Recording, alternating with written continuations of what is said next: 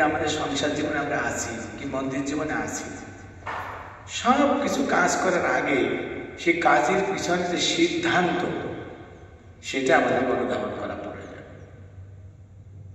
সিদ্ধান্ত মানে গাইডলাইন, কিভাবে কাজ করলে এই সময় আমার উপর কুপিত হবে না।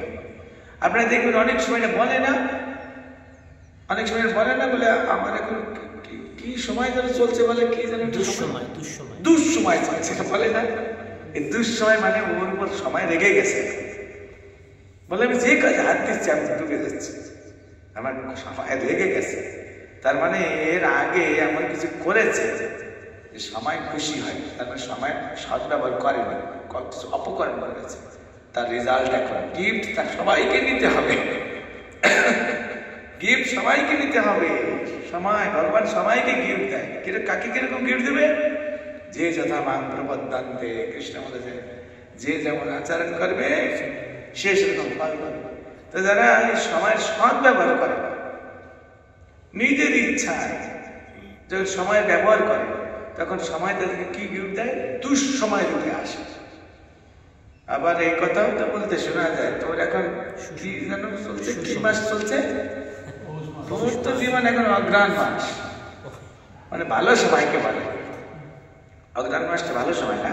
না বসন্তকাল? পৌষ মাস না, পৌষ মাস তো সর্বনাশ। যখন খারাপ যায় তখন পৌষ মাস নাকি? পৌষ মাস কি ভালো বলে না খারাপ? খারাপ বলে। ওকে, হ্যাঁ। তো সুসময়, সুসময় আমাদের কোন মাসটাকে সুসময় বলা হয়? মাসের ভিতর অগ্রহায়ণ, কৃষ্ণ বলেছে। এই জন্য আমি ওইটা উদাহরণ দিয়েছি। দশম অধ্যায় গীতায় কৃষ্ণ বলেছেন মাসের ভিতর আমি অগ্রহায়ণ। আর 6টা ঋতুর মধ্যে কোনটা আমি? বসন্ত, ফুলে ফলে দেখো না সুশোভিত হয়। তো বলে তো বসন্তকাল আসছে জীবনে। তার মানে হলো ভগবান সময় রূপে তার প্রতি প্রসন্ন হয়েছে। এখন আমরা কি করে একটা কাজ করার আগে সিদ্ধান্তটা জানবো? সিদ্ধান্তটা কেন এত ইম্পর্টেন্ট? আপনার চৈতন্য চরিতামৃতের প্রণেতা সেটা কৃষ্ণদাস কবিরাজ গোস্বামী সিদ্ধান্ত সম্বন্ধে সুন্দর একটা শ্লোক বলেছেন, কারো মনে আছে? সিদ্ধান্ত বলিয়া চিত্তে না করো অলস। আমরা সবাই অলস, লেজি। আমরা কাজ একটা ফট করে করে বসি, কিন্তু তার গাইডলাইনটা কি করলে ওই কাজ আমাকে ফাঁসাবে, মানে বন্ধন হবে না, সেইটা না জেনে আমরা অধিকাংশ মানুষ, আমরা ভক্তি যে মনে করি, অধিকাংশ মানুষ ওটা করে বসে, মনে করি এটা কি, এটা গুরুত্বপূর্ণ, এটা আমরা মনে করে বসে। 4টি নিয়ম পালন 16 মেলা তো হবে, এটাই হলো ইম্পর্টেন্ট। আর অন্য কিছু এত গুরুত্বপূর্ণ কিসে আছে? না, অন্য কিছু যা আমরা করি এই সময়ের ভিতরে তো করছি না, হয় প্রেজেন্ট নাহলে পাস্ট না ফিউচার, সময়ের ভিতরে আমরা করছি না। কালকে আমি উদাহরণ দিয়েছিলাম যে আমরা সকলে কোথায় বসে আছি বলুন তো? এই আচার্য কোথায় বসে আছে? বলে মন্দিরে। আচ্ছা, কোথায় বসে আছো? আরে কোথায়? তুমি বলো, কালকে কি বলেছিলাম? আমরা সময়ের ভিতরে বসে আছি। সময় এই যে এখন এই যে আমরা বসে আছি, আমাদের একটা ইতিহাস আছে না? সকাল 6টায় ইতিহাস হয়ে গেছে। এখন বর্তমান, এই যে 8:35 বর্তমান আছে। আর সকাল সন্ধ্যা 6টা ওটা কি? ভবিষ্যৎ। তাহলে অতীত, ভবিষ্যৎ, আমি তো আপনি এর মাঝে আছি না, আমরা মাঝে আছি। আর সময়টা হচ্ছে কৃষ্ণ, তার মানে আমরা কোথায় আছি? হ্যাঁ, কৃষ্ণের ভিতরে, কৃষ্ণের কোলে আমরা বসে আছি। এখন কৃষ্ণের কোলের ভিতরে বসে যদি সিদ্ধান্ত না জেনে কোনো কাজ করে, কৃষ্ণ কি করবে? তুরন্ত কোল থেকে বের করে দেবে। তো কৃষ্ণ বিহীন জীবন মানে ভয়ঙ্কর, সেটা কি? মায়া। যা কৃষ্ণ তাহা নহে মায়া। ওই মায়া মানে দুঃসময় শুরু হয়ে যাবে। যতক্ষণ কোনো ভক্ত কৃষ্ণের তত্ত্বাবধানে থাকবে, তার কোন মায়া থেকে কিচ্ছু করতে পারবে। তার মানে সবচেয়ে বড় কথা কি জানেন? সিদ্ধান্ত জানা। কি জানা? সিদ্ধান্ত। সিদ্ধান্ত। সেটা অলসতা করা উচিত না, অলসতা করা উচিত না। মনে করো আমি একটা জিনিস জানি যে এখানে তারকেশ্বর লোকাল 7:10 ছাড়ে, এটা আমি এর কাছে, এর কানে, এর মুখে, ওর মুখে শুনেছি। তবু সিদ্ধান্তটা ক্লিয়ার করে জানার জন্য এই মন্দিরে যারা অবস্থান করেন তাদের কারো কাছে জিজ্ঞেস করে কনফার্ম হওয়া উচিত, যেটা আমার অলসতা করা উচিত নয়। কেন লোক মুখে শোনা সেটা ঠিক নাও হতে পারে। আমি গিয়ে উপস্থিত হলাম, বললো ট্রেন চলে গেছে, সে কি আমি যে শুনলাম 7:10 একজন কার কাছে শুনছে, সে তো 6 মাস আগে ছিল ওইটাই। তা দেখো, তার মানে কি আমাদের এটা না জানা, অ্যাট প্রেজেন্ট দ্য টাইমটা কি না জানা, এই কারণে আমাদের ভোগান্তির শিকার হতে হয়। সেজন্য সিদ্ধান্তটা আমরা যে লোক মুখে শুনি, সমাজের লোক তো এই বলে, গাঁও গ্রামের লোক তো এই বলে, ঠাকুর দাদা তো এই বলতো, আরে ও সব বন্ধ করো। একজন অথরাইজড ব্যক্তি কি বলেন সেই সম্বন্ধে জানতে হবে। সেটা কিরকম আমি একটা উদাহরণ দিচ্ছি। সেটা হলো, এই যেমন আমরা কৃষ্ণ ভক্তি করছি না, আমরা কিভাবে কৃষ্ণ ভক্তি করছি তা প্রভুপাদের আমরা গাইডেন্সে করছি। কখন আমাদের ঘুম থেকে উঠতে হবে, কখন আমাদের ঘুমাতে হবে, কখন কোন সেবাটা করতে হবে, কোন সেবাগুলি করা উচিত, কোন কাজগুলি করা উচিত নয়, এগুলি সব আমরা একটা আইডিয়া প্রভুপাদের থেকে পেয়েছি কিনা? পেয়েছি। এখন আমাদের একটা দিন, যেমন আজকের দিনটা, আমাদের এই দিনের শুরুটা হয় কখন? সূর্যোদয়ের 1.5 ঘন্টা আগে থেকে। এইটা হলো আমাদের বৈদিক সিস্টেম। বৈদিক সিস্টেম অনুসারে আমাদের দিন শুরু হয় কখন? 1.5 ঘন্টা ব্রহ্ম মুহূর্ত থেকে। একটা দিনে 24টা মুহূর্ত আছে মনে হয়, তার প্রধান সবচেয়ে উন্নত মুহূর্তের নাম হচ্ছে ব্রহ্ম মুহূর্ত। ওর থেকে বিগিনিং হয়। এবং এই যে ব্রহ্ম মুহূর্তে জাগার জন্য প্রভুপাদ একটা নিয়ম দিয়েছে না? ইসকনে কতগুলো ইংরেজিতে বলে কোর ভ্যালু। কি বলে? আমি ইংরেজিগুলো পরে জিজ্ঞেস করি, বলতে পারবে তো? কি বলছি? Core value. কোর স্পেলিংটা কি? CORE। ভ্যালু স্পেলিংটা কি? VALUE। এটা প্লুরাল আছে, সেটা ভ্যালুস, কোর ভ্যালুস। সেটা কি? কোর ভ্যালুটা কি? কোর ভ্যালু মানে আমরা যে যত রকম ইসকনের কাজ কাম করি না, তার মধ্যে কিছু অবশ্য করণীয় কার্যাবলী আছে, তা করতেই হবে। ওইটা করতেই হবে, ফান্ডামেন্টাল অথবা বেসিক। ওই পয়েন্টগুলোকে বলছে কোর ভ্যালু। কি বলেছেন? Core value. মনে থাকবে সেবাগুলো। তার ভিতরে কি? 1 নাম্বারটা কি? কমসে কম 16 মালা জপ। 2 নাম্বার 4টা নিয়ম পালন, তাই না? যে এখানে বাসন মাজুক, আর পূজারি হোক, আর অ্যাকাউন্টিং দেখুক, আর প্রেসিডেন্ট হোক, জিবিসি হোক, সকলের জন্য কম্পালসারি না? যেগুলো কম্পালসারি তাকে বলে কোর ভ্যালু। আর কি? মঙ্গলের যেতে জায়গা, এটাকে কোর ভ্যালু নাকি অপশনাল? Core value. এটা কোর ভ্যালু। প্রভুপাদ এই জগৎ থেকে অপ্রকট হওয়ার আগেও এই কথাটা বলে গেছে, ডোন্ট মিস মঙ্গল। দেখবেন আপনারা যে টাকা পয়সা গুছান না, সারাদিন দোকানদারি করছেন, কোনো টাকাটা ভাঁজ করা আছে, কোনোটা সোজা, কোনোটা বাঁকা, কোনোটা উল্টা, কোনোটা পাল্টা। তা আপনারা যখন বাড়ি যান টাকাগুলি এরকম গুছান না, গুছানোর পরে আবার এরকম দেখবেন এই টাকাগুলি ধরে চাকা মারে, একবার এদিকে এদিকে ঝাঁকেন, তার মানে টাকাগুলি একদম সমান সাইজ হয়ে গেল। এই মঙ্গলের দিকে আসা মানে কি জানেন? আপনার লাইফটাকে সাইজ করা। সারাদিন এখানে গিয়েছেন, ওখানে গিয়েছেন, অনেক কথা শুনেছেন, কোনটা আগে হয়ে গেছে, কোনো পরোটা হয়ে গেছে, বিভিন্ন জনের মুখ দেখেছেন, পবিত্রতা অপবিত্রতার কারণে দিনে যে চঞ্চলতাটা সৃষ্টি হয়ে যায়, মঙ্গল দিতে এলে সাথে সাথে তার জীবনটা গোছালো হয়ে যায়। একদিনের জন্য জীবনটাকে গোছানোর জন্য এই মঙ্গল ঘুম থেকে উঠে একটা ফ্রেশ মানে যখন আমরা ভগবানকে দর্শন করি, তার মনটাই সারাদিন যা কিছু করে টোলে যা কিছু হয়েছিল সাইজ জীবনটাকে সাইজ করার জন্য, জীবনটাকে গোছানোর জন্য এই মঙ্গল আরতিতে রেগুলার অংশগ্রহণ করা দরকার। যারা ভগবানের শুদ্ধ ভক্ত হয়ে গেছে তারা নাও যদি আসে তাতে আসে, কিন্তু তারা আসে কারণ কেন আসে? আমাদের শিক্ষা দেওয়ার জন্য আসে।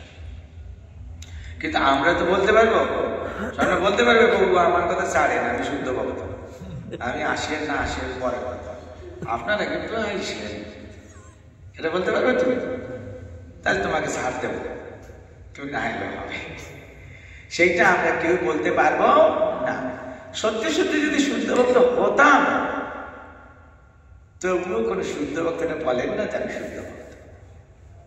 হ্যাঁ, কালকে কে যেন একটা উদাহরণ দিচ্ছিল যে জয়দ্বৈত মহারাজ, জয়দ্বৈত মহারাজের নাম শুনেছেন আপনারা?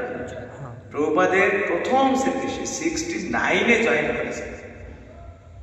তিনি প্রভুপাদের ইংরেজি বইগুলো তিনি এডিট করেছেন, এখনো জীবিত আছেন। এই ইংরেজি বইগুলো যাকে দিয়ে প্রভুপাদ এডিট করে, এডিট বুঝেন? এডিট বুঝো? হ্যাঁ, ভুল আছে কিনা, এটা ঠিক আছে কিনা, ওইখানে ইংরেজির ছেলে তো খুব এক্সপার্ট। আর তিনি ইসকনে জয়েন করার আগে ওই পেশায় নিয়োজিত ছিল, প্রুফ রিডিং, কি বলে প্রুফ রিডিং, হ্যাঁ, তাই করে গেছে। তো তিনি এরকম একটা মন্দিরে আছেন, মঙ্গল আরতি আর 3 মিনিট বাকি আছে, আর মহারাজ পথ দিয়ে দৌড়াচ্ছে। মহারাজ এখন অনেক বৃদ্ধ হয়ে গেছে, শরীরটা একদম এরকম এরকম হয়ে গেছে। আমাদের গুরু মহারাজের থেকে অনেক আগে জয়েন করেছেন। গুরু মহারাজ তো 77, উনি 69-এ জয়েন করেছেন। দৌড়াচ্ছে, খুব দৌড়াচ্ছে। কেন দৌড়াচ্ছেন? 3 মিনিট বাকি আছে, 3 মিনিট পরে গেলে শঙ্খ বেজে যাবে, এটা ডিসকানেক্ট। তো উনি আসছেন,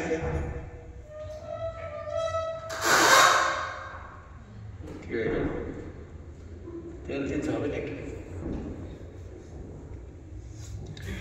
তো উনি আসছেন, এসেছেন, মঙ্গল আরতি করেছেন। ভক্তরা দেখছেন যে সন্ন্যাসী একজন আচার্য গুরুদেব একজন জীবনে একজন ব্যক্তিকে দীক্ষা দিয়েছেন, গুরুদেব যাকে দীক্ষা দিয়েছেন তিনি হচ্ছেন শিল কদম্ব কানন স্বামী মহারাজ।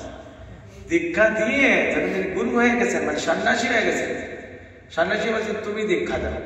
দেখো কেমন গুরু, তিনি কিন্তু জীবিত আছে, সাধারণত জীবিত থাকা অবস্থায় শিষ্য দীক্ষা দেন না, কিন্তু উনি পারমিশন দিয়েছেন, আমি আর তাকে দীক্ষা দেবো না, তুমি দাও। তিনি দীক্ষা দিতেন, কদম্বকানন স্বামী মহারাজ দীক্ষা দিতেন। অনেক শিষ্য বানিয়েছেন দেশ বিদেশে। উনি ইউরোপে, লন্ডনে বেশি প্রচার করতেন। দীক্ষা দিয়ে উনার একজন শিষ্যকে সন্ন্যাসী বানিয়ে গেছেন, তার নাম হচ্ছে এখন স্বয়ং ভগবান কেশব স্বামী মহারাজ। এই 2nd জেনারেশনে, আমাদের জেনারেশনে তিনি আছেন লন্ডন মন্দিরে। তো যাই যে কথা বলছেন, তো উনি এরকম আসছেন মঙ্গল আরতির পরে। কিছু সিনিয়র ভক্তরা ওনাকে জাস্ট জিজ্ঞেস করছেন, Maharaj you are so senior devotee of ISKCON, you are spiritual master and advanced in age, এত বয়স বেড়ে গেছে, এখন মঙ্গল আরতিতে জয়েন করার জন্য এত দৌড়বাদ করার কি দরকার মহারাজ? এর বলছে আপনি তো অনেক মহান। উনি বলছে আমি মহান এই যদি আমি ভাবি যে আমি সিনিয়র হয়ে গেছি, গুরু, তার মানে ওই সময়ই আমি আর বৈষ্ণব না। প্রভুপাদ কি বলছে যারা সিনিয়র তাদের আসতে হবে না? প্রভুপাদ সকলকে বলেছে। তো যতক্ষণ পর্যন্ত শক্তি আছে, অলসতা না করে আমি চেষ্টা করছি। তো দেখেন ওনাদের মতো লোক যদি না আসে তা আমরা কিছু বলতাম, বরং আমরা খুশি হতাম, আমাদের মনকে আমরা বুঝিয়ে নিতাম যারে উনি তো 50 বছর ধরে করেছে, উপরে এখন বার্ধক্য আসছে, তাই না? আমরা অনেক সময় বলি যারা সিনিয়র আছে, সময় গুরু মহারাজের মতো যাদের আছে, মজা আপনাদের প্রতিদিন এটা করার কি দরকার? শরীরে যদি চায় সাপোর্ট করে করবেন, না হলে না। তারা বরং না এলে খুশি যে না গুরু মহারাজ আজকে রেস্ট করছে, খুব ভালো, এটা আমরা খুশি। কিন্তু না, তারা আসছে। তো যা আমি বললাম যে কয়টা কোর ভ্যালু আছে অবশ্য করণীয়, আর কিছু জিনিস অপশনাল, না করলেও হবে। তুমি না করো আরেকজন করবে, কিন্তু 16 মালাটা তুমি না করলে আরেকজন করবে, এটা হয়? কথাটা বোঝার চেষ্টা করি, এটা হবে না? আমি 3টে পালন করছি, তুমি আরেকটা করে দিও, এটা হবে? এইগুলো কোর ভ্যালু, মানে যার যার তার তার করতে হবে, তার কোনো বিকল্প নেই। কিন্তু কিছু কিছু সেবা আছে না বিকল্প, আপনি না করলে আরেকজন করতে পারেন, আরেকজন না করলে আরেকজন করলেও হবে, কিন্তু এইগুলো অন্যজন করলে হবে। আচ্ছা, এখন ধরুন জাস্ট আমি ডিসকাশন করছি, ধরুন এই যে আমরা 12টা পর্যন্ত জেগে যে এই যে নতুন বর্ষকে আমরা বরণ করলাম, এইটা কি কোর ভ্যালু নাকি কোর ভ্যালু না? কোর ভ্যালু না, এটা কোর ভ্যালু। কোর ভ্যালু না, এটা প্রভুপদের বলে যেন করতে হবে। আমি আমাদের গুরু মহারাজকে কখনো বলতে শুনিনি, আমি তো কাছে ছিলাম। আমি গুরু মহারাজকেও দেখি যে উনি করছেন। অনেক সময় না বললেও যা করেন তার বুঝতে হবে যে আচার্য করছেন, মানে ওটা ঠিক না। বলেন উনি, করেন, কিন্তু আমরা যে করছি এটা আবার মন ক্ষুণ্ণ হওয়া উচিত না। করছি না ভালো, করছি এটা ভালো। কেন? আমরা যে যুক্ত বৈরাগ্যে আছি, যা কিছু করলে কৃষ্ণকে বেশি বেশি স্মরণ করা যায়, কৃষ্ণকে খুশি করা যায়, তা সেগুলো অনুকূল বলে। কি বলে? অনুকূল। একটা এটা একটা রুলস আছে না, যা অনুকূল তাই করো, যা প্রতিকূল তা বাদ দাও। এইটা যদি প্রভুপাদ নাও বলে, গুরু মহারাজ যদি নাও করে, তবু যেহেতু কৃষ্ণকে স্মরণ করার, কৃষ্ণকে ডাকার জন্য অনুকূল, তাহলে সেটা একটা খারাপ হবে, এটা খারাপ না। কিন্তু এটা কিন্তু আছে। এই কিন্তু কথাটা কে বলবে? কিন্তু কি ওটা করে যদি আমার কোর ভ্যালু যদি আমি না, এর নাম पिनाकी, এর নাম टेम्पल प्रेसिडेंट। दिमाग में रखना पड़ता है। भगवत गीता कृष्ण ने बोले साधन निधनम श्रेयो परो धर्मे भयावह। তার মানে অর্জুন, তুমি হচ্ছে ক্ষত্রিয়, তোমার কোর ভ্যালুটা কি? কি কোর ভ্যালু? যুদ্ধ করা, প্রয়োজনে যুদ্ধ করা, দেশ শাসন করা, শত্রুর মোকাবেলা করা, এগুলো তোমার। তুমি যে সাধু হতে চাচ্ছ, এটা তোমার কোর ভ্যালু না। আমার এই দরকার না, আমি ভিক্ষা খাই, ওটা যে সাধু, তার জন্য ওটা ঠিক। তুমি ক্ষত্রিয়, ক্ষত্রিয় হয়ে তারপরে সাধুদের মতো আচরণ করো, সেটা অ্যাকসেপ্টেড। কিন্তু তুমি ক্ষত্রিয়গিরি বন্ধ করে তুমি সাধুর মধ্যে পরধর্ম ভয়াবহ, তোমার জন্য ভয়াবহ। কথাটা বোঝা গেল? কৃষ্ণ কিন্তু অর্জুনকে বলেননি তোমার সাধু হওয়া যাবে না, সাধু হবে, তোমার নিজেরটা বন্ধ করে নয়। কেন? অর্জুন সাধু ছিলেন না? সাধুকে যিনি কৃষ্ণের কথা শুনেন তিনি সাধু। কিন্তু ক্ষত্রিয় হিসেবে তার কর্তব্যটা কি ছিল? যুদ্ধ করা। আর ওই সময় কি যুদ্ধ করাটা অবধারিত ছিল কিনা? কৃষ্ণ তো চেয়েছিলেন যুদ্ধ না, কিন্তু কৃষ্ণের কথাও টাল করে ফেলেছে দুর্যোধন, দুঃশাসন। কৃষ্ণ সিদ্ধান্ত দিয়েছে, সিদ্ধান্ত কৃষ্ণ দিচ্ছে যুদ্ধ কর। ওই সময় বলে, আর যুদ্ধ কাকে করতে বলছে? ক্ষত্রিয় বলে তাকে যুদ্ধ করতে বলছে, রাস্তার মানুষকে বলছে। তার জন্য কোর ভ্যালুটা হচ্ছে যুদ্ধ করা। তার জন্য কোর ভ্যালু সত্য প্রতিষ্ঠা করার জন্য হুমকি দেওয়া। তার জন্য কোর ভ্যালু, যেহেতু তারা রাজকীয় পরিবারের লোক, প্রজাদেরকে খোঁজ খবর নিয়ে প্রোটেকশন দেওয়া, ফ্যাসিলিটিস দেওয়া। আমরা ইসকনের যারা আছি, আমাদের কোর ভ্যালু কি ভালো করে, এর নাম সিদ্ধান্তটা জানতে হয়। আর যদি নতুন কিছু করি, তার পিছনে সিদ্ধান্তটা কি করলে আমি তা দ্বারা প্রভাবিত হব না, সেটা অকার্যের মধ্যে না আসে, এই চ্যাপ্টারটা কথাগুলি বলছি, এই চ্যাপ্টারের সাথে খুব সঙ্গতিপূর্ণ। চ্যাপ্টারের নামটা কি মনে আছে কারো?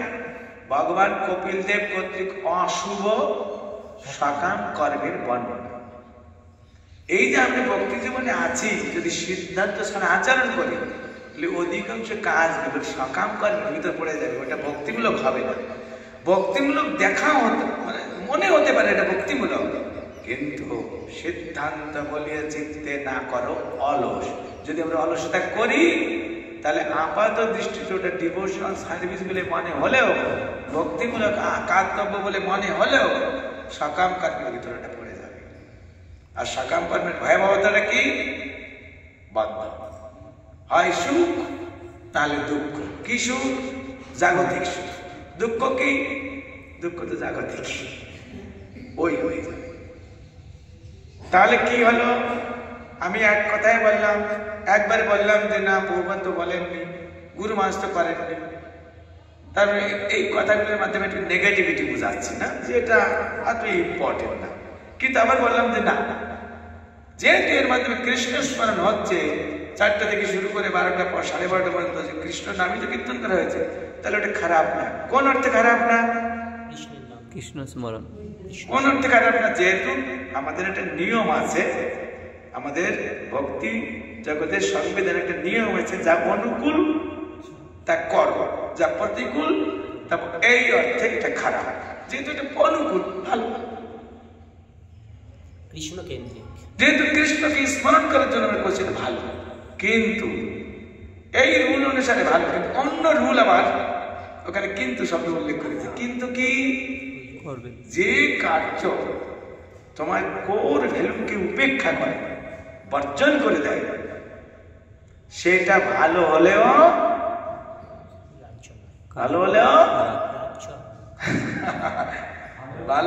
ভালো না, অথবা খারাপ। তো এই যেমন আজকে আমি দেখছি আমাদের স্বর্ণা, এত ছোট ছেলে, তারপরে দেবজ্যোতি বাবু, ওটা অনেক দূর থেকে আসছে। মাতাজি, অনেক মাতাজিকে আমি সবাইকে দেখতে পারিনি, কিন্তু এই মাতাজিকে আমি দেখেছি। ও আপনারা এখানে অনেকে 12টা পর্যন্ত জেগেছে, একটার সময় ঘুমিয়েছে। তারপরেও যারা মঙ্গলারতি আসছেন, তাদেরকে আমি করজোড়ে দণ্ডবোধ প্রণাম। হরি, এতে কৃষ্ণ খুশি যে আমি যেটা চেয়েছি তা তো করেছে, তারপর এক্সট্রা করেছে, এজন্য খুশি। কিন্তু আসল কাজ যেটা বন্ধ, যার নামই দিয়েছে কৃষ্ণ মঙ্গলারতি, কি নাম? মঙ্গলের ভিতর অমঙ্গলের গুলি লাগিয়ে দিলাম, আর এদিকে আমি অনেক কিছু করে বসলাম। এদিকে কৃষ্ণ খুশি হবে না, এটা কি মানে? তার মানে হলো, আমরা যদি এটা করি, তার সিদ্ধান্তটা আগে বৈষ্ণবদের কাছে জানতাম। কি সিদ্ধান্ত? Yes, you can do, but don't compromise your core value.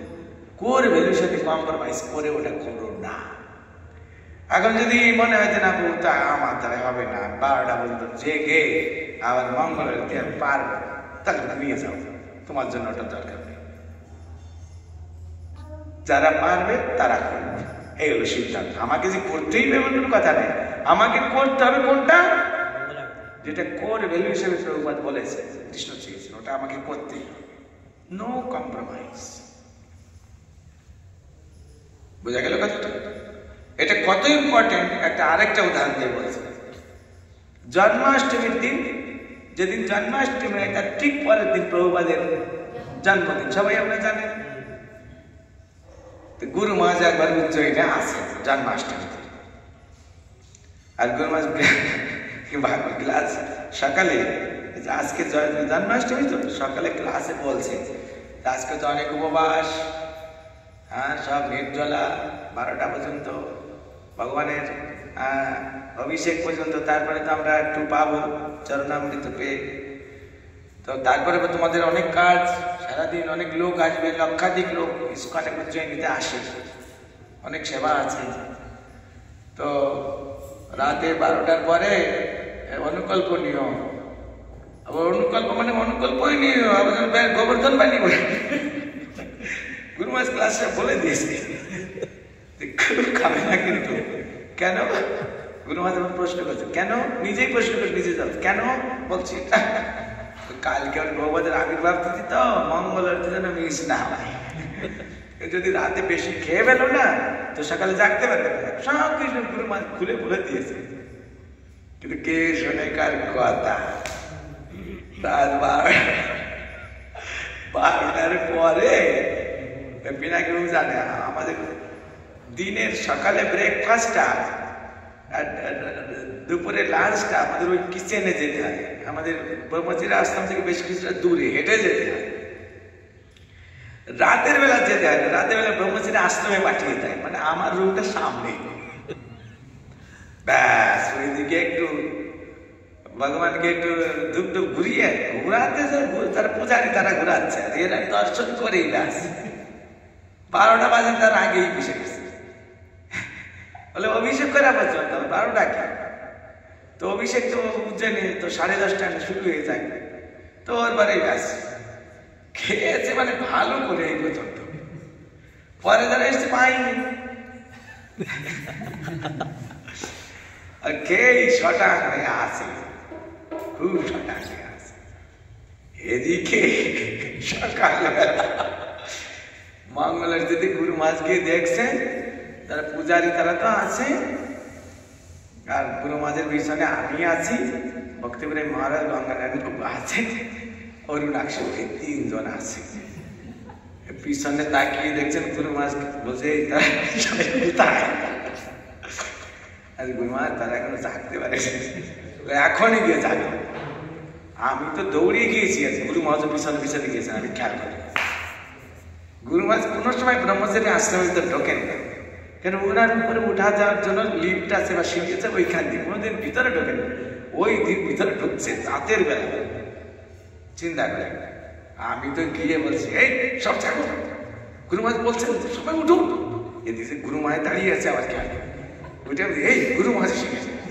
সেই যখন বলছি কোথায় কাপড়, কোথায় মশারি, গুরু দক্ষ যখন শুরু হয়ে গেছে, কে বাথরুমে যাবে না কোথায় কি করবে ঠিক নেই অবস্থা। গুরু মহারাজ এক ভাষণ দিয়ে আসছে, কালকে আমি ক্লাসে বললাম যে এক গাদা খাবে না। হ্যাঁ, তোমাদের জানা নেই যে আজকে ভগবতের ব্যাস পূজা, ভগবতের দিন ব্যাস পূজার দিনে মঙ্গলতে আসলে তোমরা কি করছো? এটা বলে কিছুক্ষণের ভিতরে, মানে 10 মিনিটের ভিতরে সব উপস্থিত হয়ে গেছে। তো এই যে আমাদের এর থেকে বুঝতে হবে যে গুরু কৃষ্ণ কিসে খুশি হয় তাই করে। আমরা হচ্ছে তাদের চাকর, আমরা কি ইংরেজি ডেটের চাকর? হ্যাঁ, যেহেতু এটা ইন্টারন্যাশনাল চলছে, সেই হিসাবে যারা করছে তাদেরকে নিন্দা করা উচিত না। করছে এটা ভালো, কিন্তু নিজের ঘরের বস্তুকে উপেক্ষা করে নয়। আমাদের এটা মেইন জিনিস, সেটা উপেক্ষা করে। কিন্তু এতে কি হয়ে যাবে? প্রবাদ আকর্ষণ হয়ে যাবে যে আমার সিদ্ধান্তকে অনড় করে অন্য সিদ্ধান্ত করছে, যেটা আমি অনুমোদন দেই। যে করছে ভালো, কিন্তু আমারটা বন্ধ করে খেলে। আমি কি বুঝাতে পারলাম আপনারা যারা উপস্থিত আছেন? নেক্সট লাইফ জীবন থেকে, মানে বছর থেকে কখন এটা শুধু কম্প্রোমাইজ করবেন না। এবং যারা এটা করে না, যারা ওইভাবে করছে, তাদেরকে ফলো করা উচিত না আমাদের। এইটা আমাদের তাহলে কি হয়ে যাবে? ওটা কি হয়ে গেল? ওটা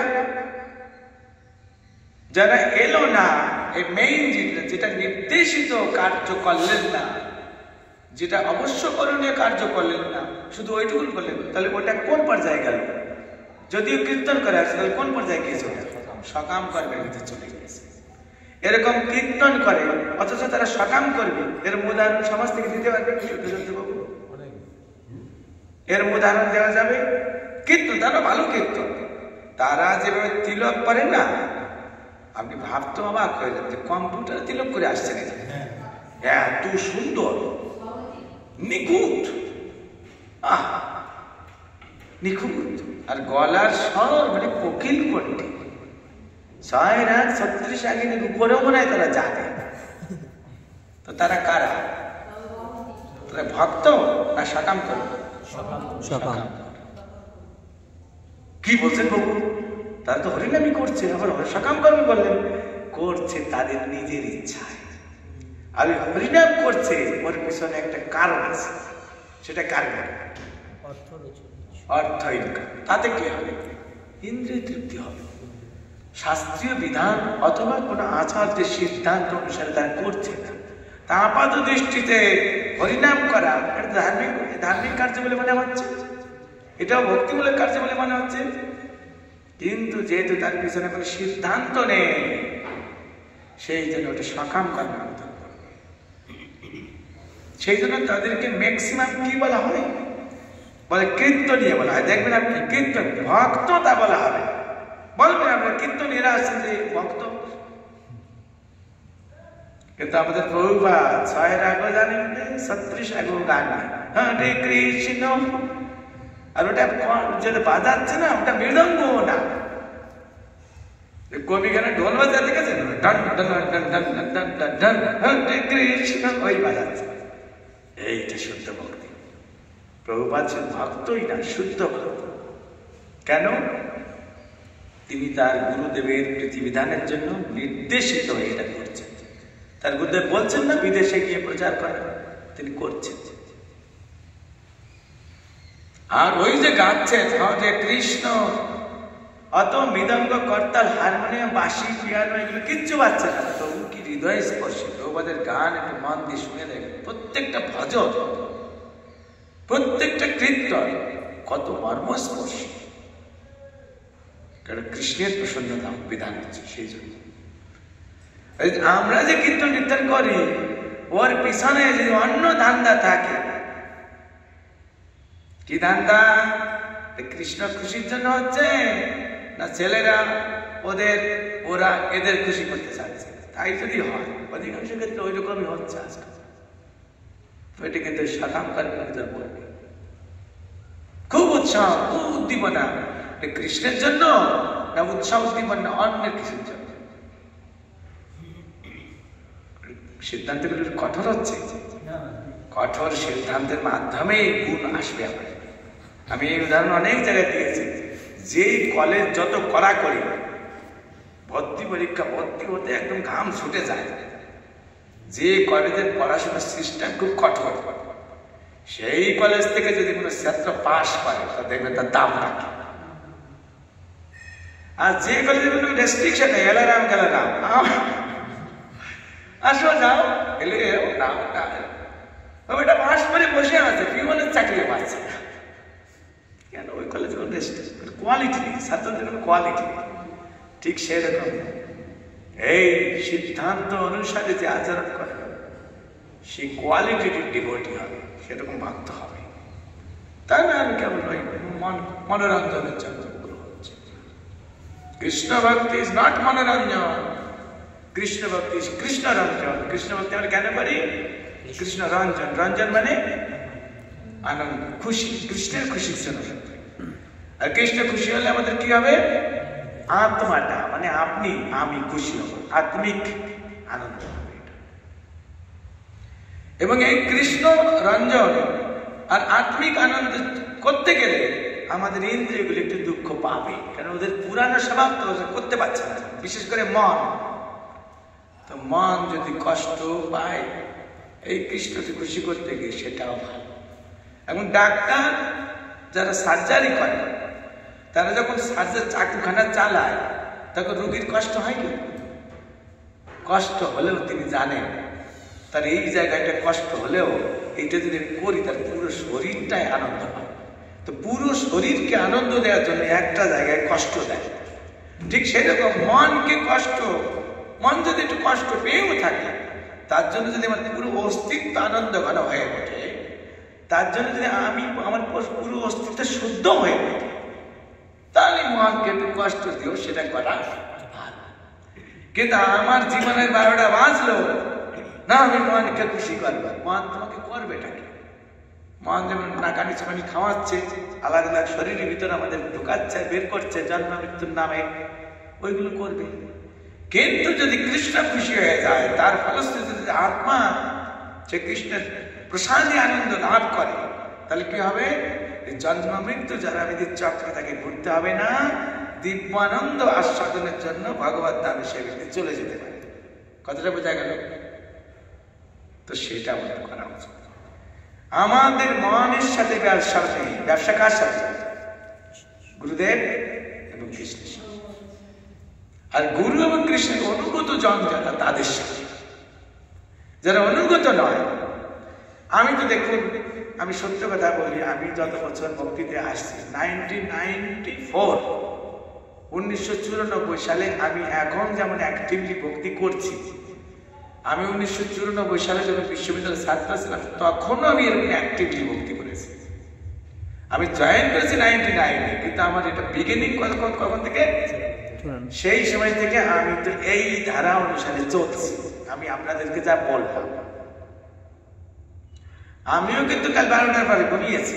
আমি এখানে আসিনি, তা দেখি আমি দেখছি এখানে অন্যরকম কিছু হচ্ছে, আমার এখানে যাওয়ার দরকার নেই। আমার স্লোটা আমি কীর্তন করে গিয়েছি না? কিন্তু আমি ওখানে জায়গায় ছিলাম, জেগে আমি ওখানে উঠে ভগবানকে প্রণাম করলাম, গুরু মহারাজকে প্রণাম করলাম, ঘরের ভিতরে বসে তাই আমি ঘরে করছি। তো যেটা আমি বলছি, তো আমি সেই 1994 থেকে এই যে স্ট্রিক্টলি মানে কি কঠোর সিদ্ধান্তকে, আচার্যদের সিদ্ধান্ত আমি ফলো করার চেষ্টা করছি। আমি ব্যক্তিগতভাবে বলবো যে আমি তাতে উপকৃত হয়েছি।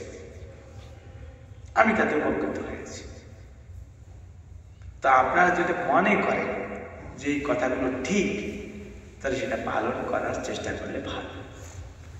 কথাটা কি বোঝাতে পারলাম? Thank you. শিল প্রভুপাদ কি? কোশ্চেন আছে কিনা বলুন, কারো কোনো প্রশ্ন? আমাদের এই যে দৈনন্দিন জীবনটা হচ্ছে একটার সাথে একটা কানেক্টেড আছে, দেখবেন, রাইট? আমরা যদি এক জায়গায় গড়বড়ি হয়, সব জায়গায় গড়বড়ি হবে। ধরেন আজকে যারা সকালে মঙ্গলে উঠতে পারে, তো তারা জব তো করতে পারে, জব তখন কখন করবে? এরপর তো অন্য সেবা আছে।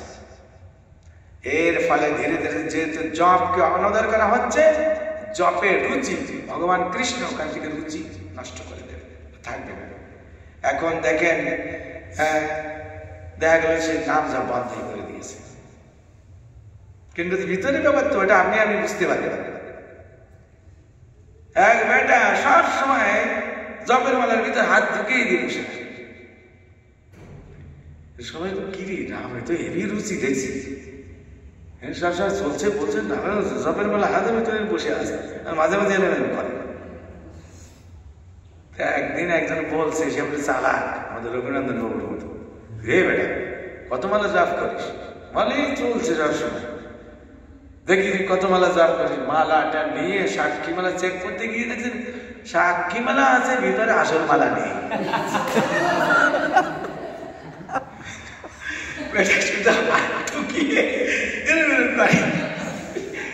জব করে মালাই নেই বেটা, বলে জব আমার চলছে।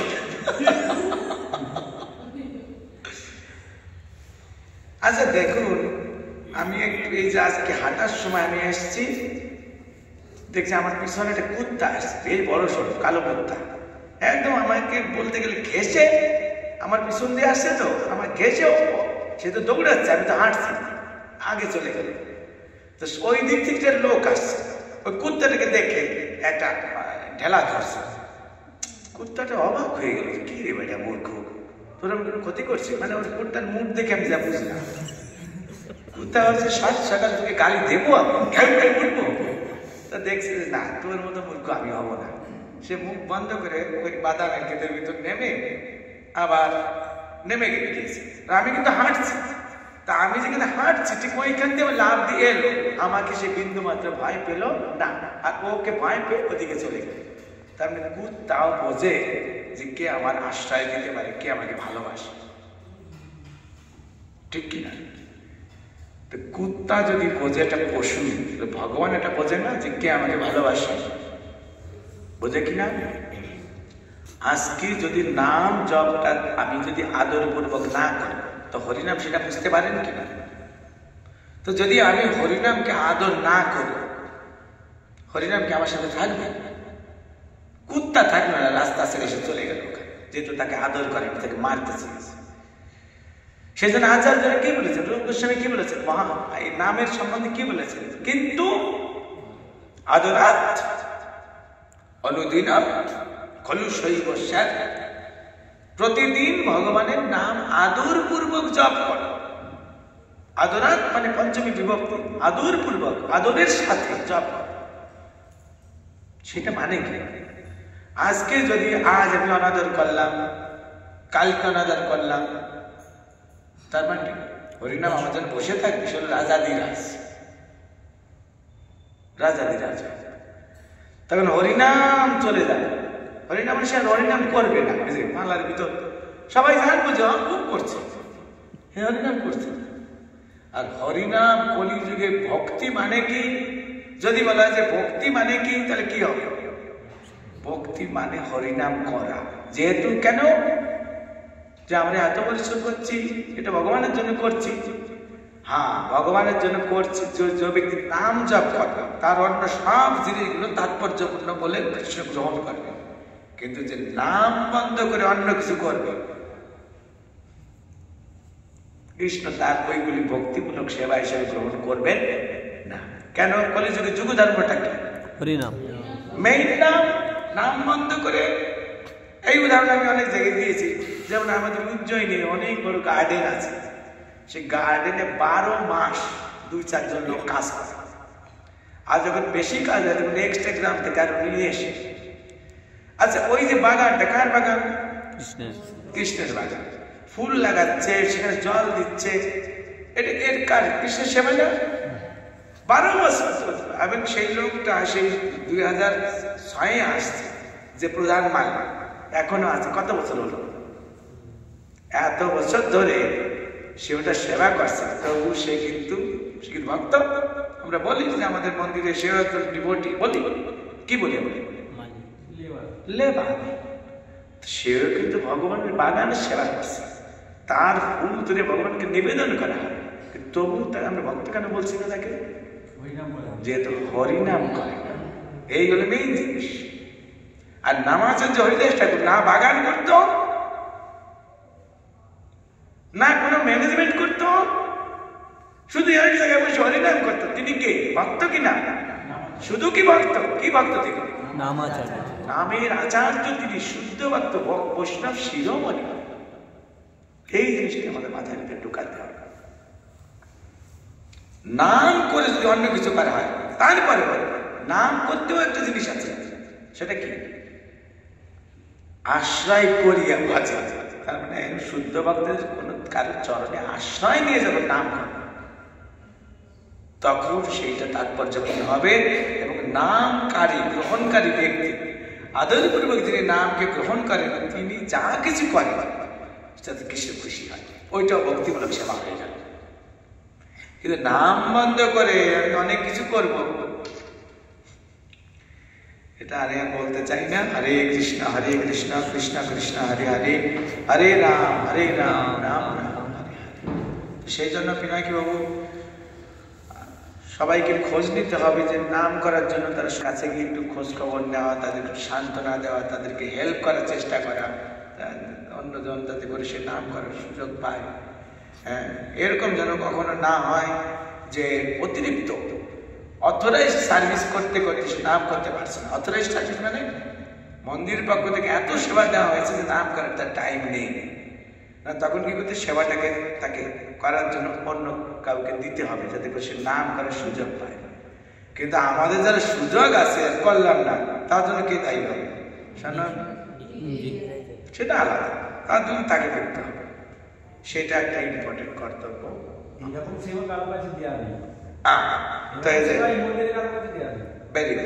এই শুদ্ধ সত্য আমি সেটাও জানি, কিন্তু তবু আমি একজন ম্যানেজমেন্ট হোল্ডার হিসাবে, বড় ম্যানেজমেন্ট থেকে এসেছি, এটা আমি একদম পিনাকি বাবুর সাথে আমার সম্বন্ধ ভালো, আমি তাকে সবসময় সৎ পরামর্শ দিয়ে থাকি যে আমাদের পক্ষ থেকে যেন কোনো ত্রুটি না থাকে। কথাটা বুঝে গেল? আমাদের উজ্জয়ন মন্দিরে ওরকম সেম, এমন কোন ব্রহ্মচারীর এত সেবা নেই যে তার 16 মালা করতে পারবে। হ্যাঁ, 16 মালা যে চায় আর অনেক বেশি করতে পারে। আমি করি না। হ্যাঁ, আমি কার্তিকের এইরকম প্রেশার কিন্তু থাকে, তবু আমি ৬৬ মালা চেষ্টা করি। যাক, এত আমার ব্যক্তিগত কথা বলার দরকার নেই। যদি আমরা চাই, কিন্তু দুনিয়াকে কন্ট্রোল করছে কে? কৃষ্ণ। আর তার যদি সেবা করতে চাই, তিনি আমাকে কন্ট্রোল করে টাইম দেবেন না? ইচ্ছা থাকলে উপায়। এটা কিন্তু ভক্তিমূলক কথা না, এটা জনজগতের কথা। ইচ্ছা থাকলে উপায়।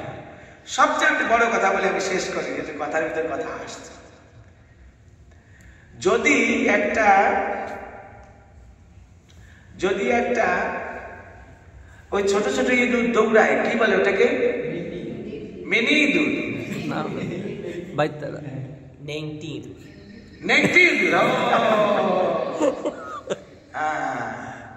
এই নেংটি ইঁদুর যদি সমুদ্রের ভিতর পড়ে, ও কি বাঁচতে পারবে? ও তো এত বড় বড় ঢেউ আসছে, ওকে এরকম উলট পালট দিয়ে কোথায় ফেলবে? আর ও তো দলের ভিতরে দৌড়াতে পারবে না, কেরামত ওখানে নেই। কিন্তু যদি উপর থেকে একটা হেলিকপ্টার এসে একটা দড়ি ওখানে ছেড়ে দেয় ওর সামনে, ওটা ফট করে ধরতে পারবে না। আর যদি ওর কাছ থেকে সে দড়িটা ধরা, বাকি হেলিকপ্টারের কাজ, ঠিক কিনা? ও সেফ হয়ে যাবে, জীবন বেঁচে যাবে। এই আমরা কিন্তু আমাদের মতো যারা লোক না, আমরা কিন্তু এই সাগরে ডুবছি। কোন সাগরে? অগসাগর। কোন সাগরে? কামসাগর। কোন সাগরে? অনেক নাম দেয়, সেখানে আমরা ডুবছি। আমরা আমাদের বিষয়ে এখান থেকে সেভ হতে পারবো না। ওই ইঁদুর যতই দাবাদাবি করবে, নিজের শক্তি বুদ্ধি লাগাতে চেষ্টা করে, ও বাঁচবে না। তো মায়ার খপ্পরে আমরা পড়ে গিয়েছি। কোথায় মায়া শক্তি আর কোথায় আমার শক্তি? আমি কি এখান থেকে কেউ বাঁচতে পারে।